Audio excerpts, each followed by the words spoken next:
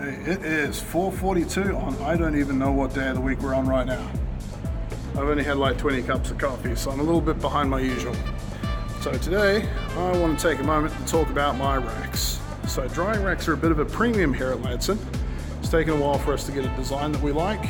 Basically, we cut the shape out on the CNC. I've just replaced one of these because they had broken teeth on it. Just unscrew it, cut out a new one on the CNC and throw it on there, and that's been great.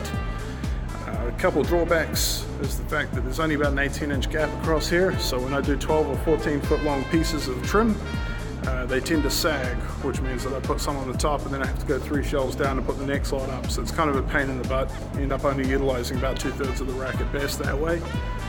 And again, every now and then we need more than we have. So the boys in the shop will come and ask if they can borrow a rack, and I'll either have to clear out something that's currently drying, it's a little too early to pull out, or we'll just have to make do and wait. It's not something that you can fill up and just empty in half an hour. Drying racks tend to need to be used overnight, and that's a bit of a problem. So what we've ended up with is a situation where every few months we need a drying rack. We might need one with wider forks on it, and we might need more than the 2 that we have. So we need a rack that's going to be wider and bigger, which means a larger footprint on the floor.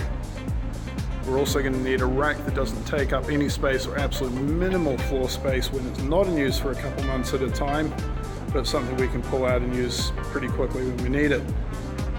And that's something that has kind of stumped us for a while here, but we had a bit of a genius moment a couple days ago, and we tried to put this into practice. So when we had those longer pieces, the other thing we were doing is we'd take a regular wagon and we'd just start screwing 2x2s to it, make one large flat surface. We could then lay them down on the straight.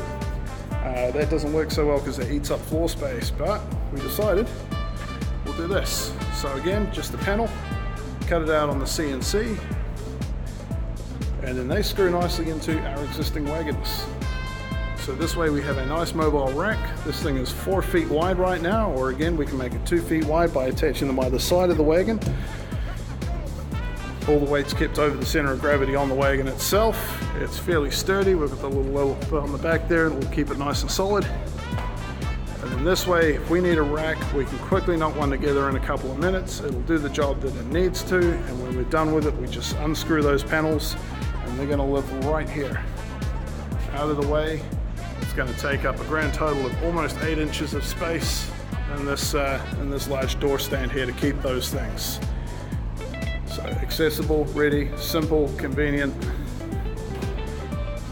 and hopefully suit the job that we need. And the nice thing with the way that these are done too, if we decide to modify them in any way or need longer hooks or shorter racks or deeper ones to fit other parts, it's not a big deal to cut out of a piece of scrap on a CNC and make 2 matching ones and attach them to the wagon. So hopefully that's a really straightforward, simple solution to what has been quite a pain in the butt problem here. And yeah, good way to go. Keep on improving. Have a good one, guys.